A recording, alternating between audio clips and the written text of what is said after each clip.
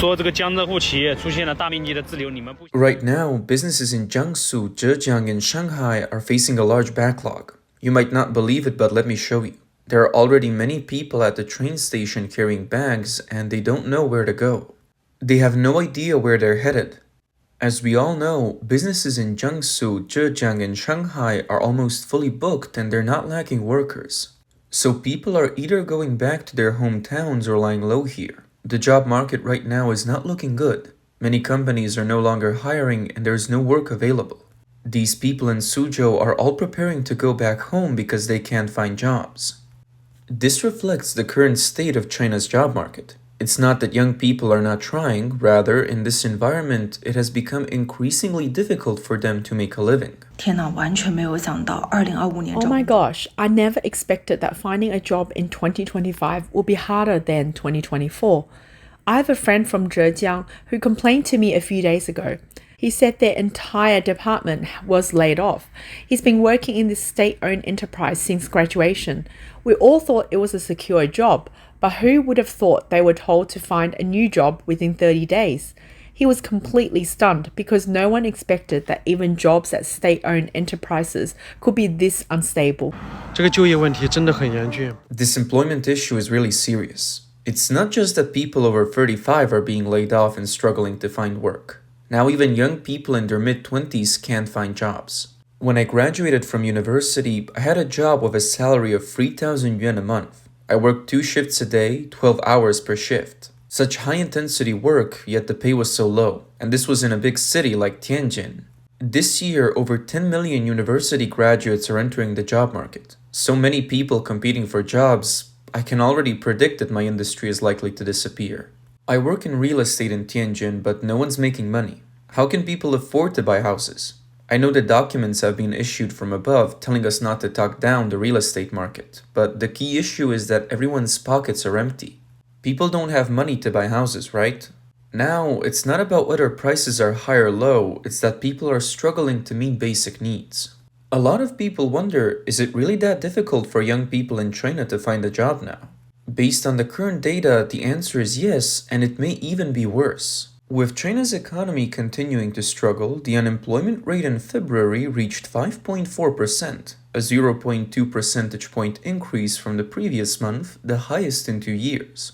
On top of that, the urban unemployment rate across 31 major cities was 5.2%, the highest in 6 months.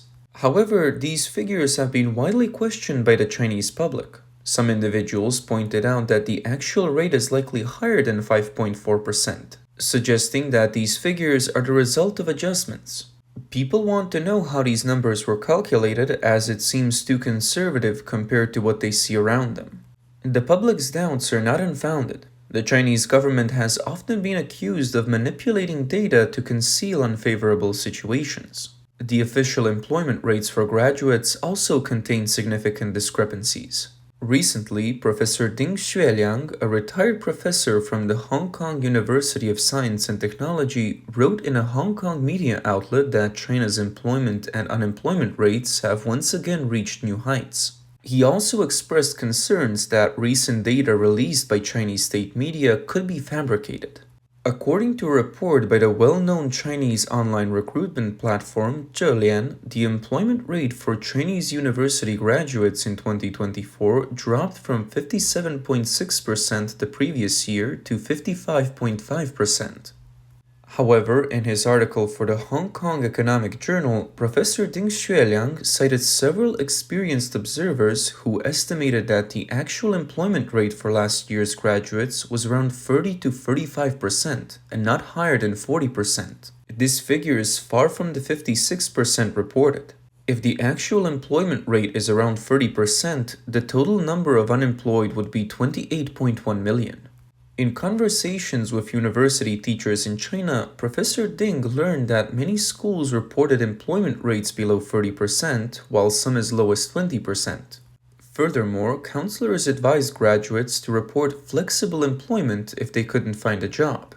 When surveys were conducted, they were instructed to claim they were involved in self-media work. Flexible employment is a term promoted by the CCP in recent years, referring to people who cannot secure stable jobs. These individuals often resort to occupations like self-media or food delivery, but do not receive the social security and labor protections afforded to civil servants, state-owned enterprises, or private companies. Professor Ding also mentioned that before the COVID-19 pandemic, it was common to hear amusing stories in China, such as young people renting a partner to go back home for the new year, to avoid being questioned by relatives and neighbors about their relationships. However, after this year's Chinese New Year, he no longer heard such stories. When he asked around, most people responded, quote, "Who has money to rent a fake partner? Finding a job is already frustrating enough," unquote.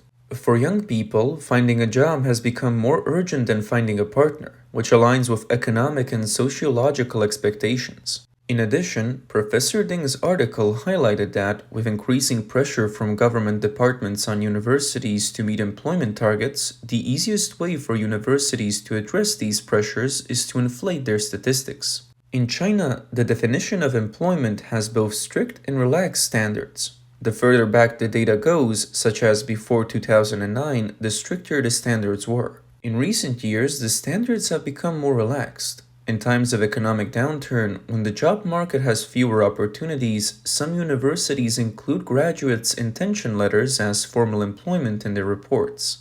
In recent years, some universities have excluded graduates planning to pursue further studies or go abroad from the unemployment category, which artificially inflates the employment rate. Since early 2024, the official unemployment and employment rates reported by the Chinese government have increasingly been seen as fake. For example, in December 2024, the urban unemployment rate for non-student youth aged 16 to 24 was 15.7%. However, a study by Peking University scholar Zhang Dandan in 2023 indicated that China's youth unemployment rate could be as high as 46.5%. Therefore, Professor Ding Xueliang's recent statements can be seen as another reminder and warning to the Chinese government regarding its official data. In fact, the Chinese government is fully aware of the unemployment situation among young people. On March 9th, during a press conference at the two sessions, Minister of Human Resources and Social Security Wang Xiaoping stated that the number of new graduates in China is expected to reach 12.2 million this year. Many observers believe that young people in China will face the most difficult year for employment, which could lead to social unrest. Despite knowing the seriousness of the situation, the Chinese government continues to manipulate data in order to maintain the appearance of stability and to manipulate public perception. A Chinese student studying in Europe named Xiao Yi explained that he chose to study overseas because the job market in China has deteriorated significantly. He revealed that fewer than 30% of graduates actually find stable jobs after graduation. To inflate employment data, many universities collaborate with shell companies to have students sign fake third-party employment agreements. This helps the universities pass audits and present better statistics. As a result, today's university graduates have become a lost generation. Xiao Yi said, quote, "In 2021, the employment situation became a turning point. The job market is extremely difficult. Less than 30% of graduates can secure employment. Universities, to meet their employment targets, resort to collaborating with shell companies, getting students to sign third-party agreements. This is done to deceive higher-ups and make the data look better. Even if students find jobs, they're not good jobs with proper pay. The dramatic drop in job opportunities is unacceptable to everyone, and this makes our generation feel lost and hopeless," unquote.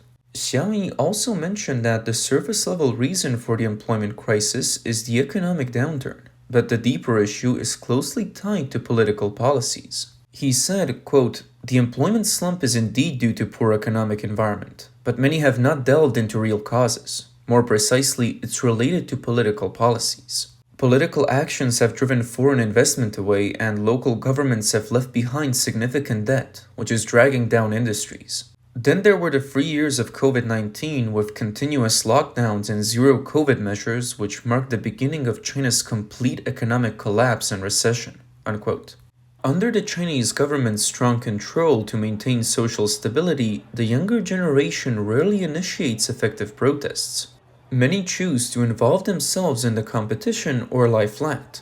During the two sessions, CCTV host Ba Yansong spoke out for young people on several occasions. He said that today's youth are the most vulnerable group in society and need policy support. He suggested increasing benefits for young people, including raising the threshold for personal income tax and ensuring that the social security of flexible workers is not interrupted. While his comments were praised, Xiao Yi believes this is more of an appeasement of public opinion than a genuine effort to push for institutional reforms. As the Chinese government uses propaganda to manipulate public opinion and delays addressing social issues for the sake of stability, strange trends are emerging in the job market. For example, recently a graduate from a prestigious university in China who was seeking an administrative job online was instead taken to a nightclub on her first day of internship and asked to serve drinks. According to reports from March 16th, a woman named Zhang was contacted by a cultural communication company after applying for an administrative job. The company claimed it would assign her to manage and train entertainers in southern China. However, after accepting the job, she was taken to a nightclub in Maoming, Guangdong, and told, quote, "This is your workplace," unquote. In a recording provided by Zhang, a man from the company told her that to earn a higher salary, she would need to dress more revealingly. Zhang recalled feeling extreme fear and helplessness at the time and could only follow the company's instructions. After 3 days of work, she realized she had been scammed and, along with another 19-year-old girl, went to the company to say they wanted to go home. The company representative claimed they couldn't leave and that they had to complete 1 month of the internship before they could leave. In fact, cases of being scammed while searching for a job are not uncommon in China. Some young people seeking a rare job opportunity have been tricked into joining scam operations in Myanmar where they have disappeared, with very few, like actor Wang Xing, being rescued. In addition, as job opportunities become scarcer, a New York model has emerged in China: outsourcing.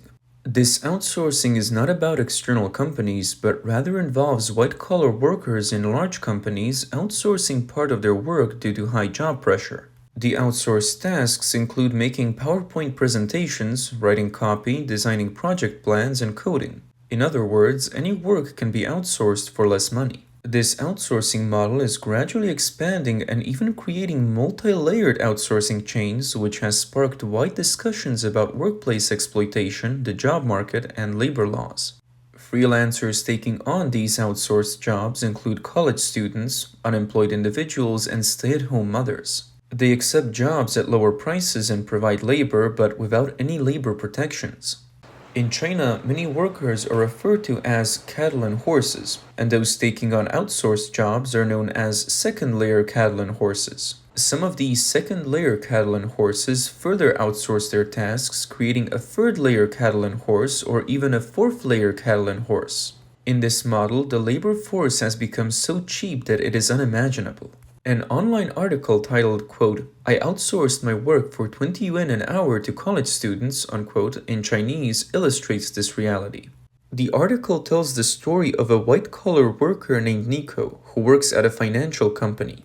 Due to long commuting hours, heavy workload, and the need to care for her child, she outsourced her paperwork to several workers for 20 yuan per hour through social media. Nico believes outsourcing her work is highly cost-effective. She hired several workers before the new year and successfully managed to get through the busy end-of-year period. However, she also worries about her actions being discovered by her company, as no leader would approve of this method.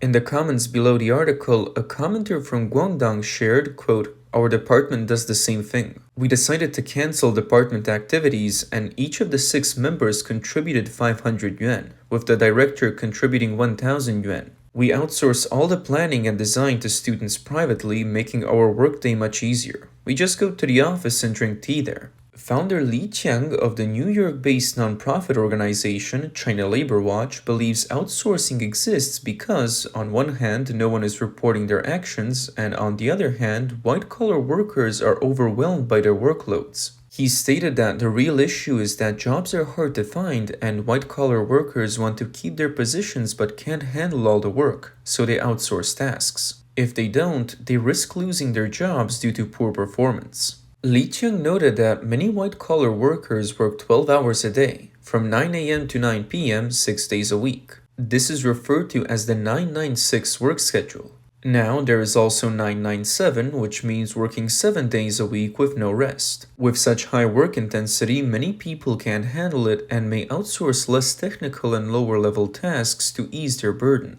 Outsourcing helps reduce overtime pressure, maintain job security, and avoid competition from cheap labor, college students. Since outsourcing work to students can protect multiple jobs, it benefits employees by allowing them to keep their positions while saving costs. In recent years, China's poor economic situation and high unemployment rate have led the central government to request that companies stop internal competition. During the two sessions this year, President Xi Jinping once again emphasized the need to end involution, intense internal competition. Li Qiang mentioned that the Chinese government has started advising private companies to control overtime. The authorities are doing this because the job market is struggling and university graduates are unable to find work. If companies stop overtime, more jobs will become available, which will increase the employment rate. He added, quote, "I think the next step for the government will be to enforce limits on working hours. There's no choice. The unemployment rate is too high." With the actual unemployment rate soaring, platforms like RedNote have become spaces for mutual support among the disillusioned. Many young people use live streams to express their confusion, anxiety, and life struggles. As industries decline, interview opportunities decrease, and waves of layoffs continue. Xiaohongshu's live streaming rooms are filled with stories of young people who have wandered into these spaces, sharing tales of their unemployment, frustration with sending countless resumes with no responses, and the setbacks they face. After working in Chengdu for over 4 years, A Xin, who has been unemployed for 2 years, started a live stream on RedNote in November 2024. In just 3 months, 18,000 people shared their workplace stories there. On the first day of the stream, A Xin noticed that HR personnel and product managers from large companies like Tencent and NetEase also joined the live chat. The first week, there were only a few dozen online viewers. Within a few weeks, it grew to several hundred, and at its peak, over 1,000 people were online. The people seeking help during the live stream were mostly aged between 25 and 40, with some university students still in school and a few overseas Chinese. The most common keywords in the stream were confused, anxious, and tired. For many young people, it is difficult to understand why, after years of hard work in school and constant competition in academics, they end up facing challenges like being unemployed at 35 or unemployed right after graduation. According to recent data from the US Bureau of Labor Statistics, China ranks first in both total labor force and labor participation rate worldwide. Total labor force refers to the total working hours of all employed individuals in the country. Labor participation rate refers to the percentage of people in the workforce relative to the total population. China's labor participation rate stands at 76%, meaning only 24% of the population is not working, which includes the elderly, young children, and students. In comparison, the US has a labor participation rate of 65%. Japan is at 58%, and Brazil, with a rate of 70%, is the only country that comes close to China. India's rate is much lower at 55%, with nearly half of the population choosing to stay home and not work. China's total labor force and labor participation rate being the highest in the world means that Chinese people are among the most hardworking in the world. So, why is it that, despite being the hardest working, China's employment situation keeps worsening and the average income remains so low, not matching the amount of effort people put in? The primary reason is that China's economic development has entered a period of both internal and external challenges. Domestic demand remains weak, foreign markets are shrinking, and foreign investment is leaving China. This year, foreign direct investment (FDI) in China may even experience a net outflow for the first time in over 30 years. With foreign companies withdrawing, there are no new jobs to replace them. State-owned enterprises, SOEs, lack the necessary funds to create more positions, and private companies, restricted by the Chinese government, are unable to expand and provide additional jobs. Meanwhile, the Chinese government has not offered financial support to the SOEs and private companies that suffered significant losses during the pandemic. Instead, funds have been directed toward maintaining international relations. According to Xinhua News Agency, China's foreign aid in 2024 reached 1.3 trillion yuan, surpassing the United States and securing the top position globally. In addition, the Chinese government has allocated significant funds to internal administration, including maintaining stability and military expenses. Meanwhile, the Chinese elite have accumulated substantial wealth through corruption and exploitation. As state-owned and private enterprises continue to be drained without receiving support, it is unlikely that these businesses will have the resources to create jobs or maintain employee incomes. Given these circumstances, the struggles of the public seem inevitable.